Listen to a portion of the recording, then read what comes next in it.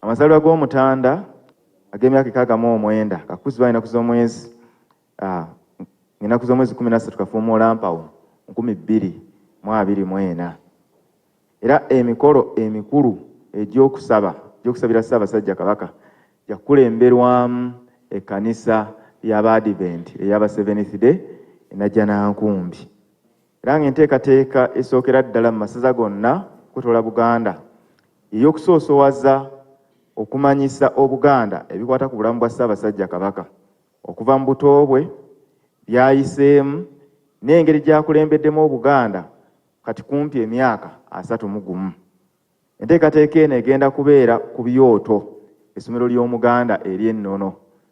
Era abavubuka bakutte omumuli gw'okuteekateeka ebyoto bino abaluŋŋamizibwa abaami ba Kabaka mu masaza n'eggombolola. Kyokka ekyoto ekikulu kyakubeera ku ttendekero ly'Obwakabaka erya Buganda Royal Institute of Business and Technical Education ekakeeka Mengo. Tulina enteekateeka ey'okugaba obujjanjabi obw'obwereere mu nteekateeka eno era ng'ejja kubeera ku ggombolola Ssaabagabo Nsangi mu ssaza ly'e Busiro ennaku z'omwezi 12 omwezi ogwokuna omwaka guno.